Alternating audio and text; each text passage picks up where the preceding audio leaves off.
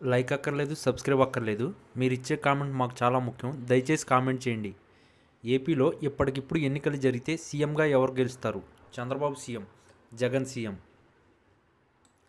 ఢిల్లీలోని రాజకీయ వర్గాల్లో ప్రస్తుతం వినిపిస్తున్న ఒక ఊహించని గుసగుస ఆంధ్రప్రదేశ్ ముఖ్యమంత్రి వైఎస్ జగన్మోహన్ రెడ్డి గారి అపారమైన శక్తి సామర్థ్యాలకు అద్దం పడుతుంది.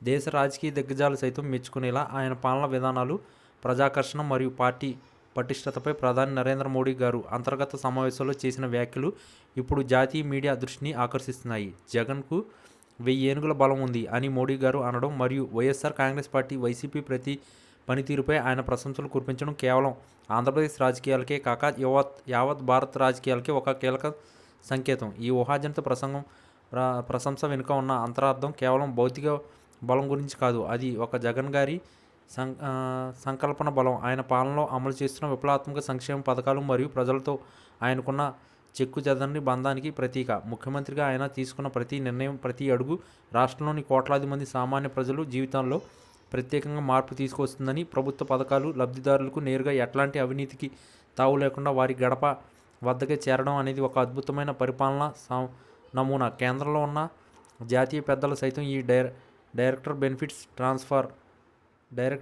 ట్రాన్స్ఫర్ డీబీటీ విధానంపై మరియు గ్రామ సచివాలయ వ్యవస్థలపై తమ ప్రశంసలు దాచుకోలేకపోతున్నారంట. 1000 కిలోల బరువును అప్రయత్నంగా లాగే ఏనుగు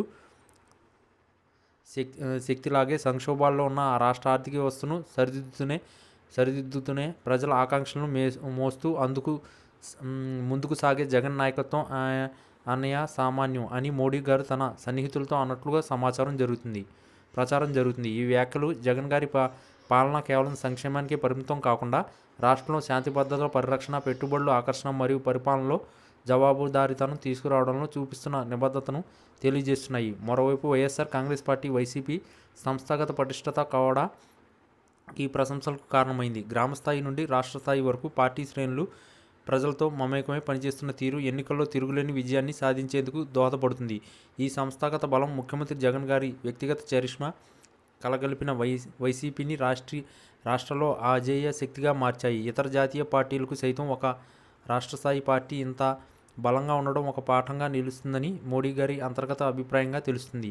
ఏది ఏమైనా దేశంలో బలమైన ప్రాంతీయ నాయకులుగా ఎదిగిన కొద్దిమంది ముఖ్యమంత్రుల్లో వైఎస్ జగన్మోహన్ రెడ్డి గారు ఒకరని ప్రధాని స్థాయిలో గుర్తింపు లభించడం కేవలం ఒక రాజకీయ సమీకరణం కాదు. ఇది ఆయన అనుసరిస్తున్న నవరత్నాల పాలన మరియు పరిపాలన సంస్కరణలకు లభించిన జాతీయ స్థాయి ఆమోదముద్ర. ఈ 1000 ఏనుగుల బలం అనే వ్యాఖ్య ఆంధ్రప్రదేశ్ రాజకీయాల్లో జగన్ గారి స్థానాన్ని, దేశ రాజకీయాల్లో ఆయన ప్రభావాన్ని మరింత బలోపేతం చేస్తుందనడంలో సందేహం లేదు. ఈ ప్రశంసలు వైఎస్ఆర్ కాంగ్రెస్ పార్టీకి భవిష్యత్తులో మరింత ఉత్సాహాన్ని, ఉత్తేజాన్ని ఇస్తాయనడంలో అతిశయోక్తి కాదు.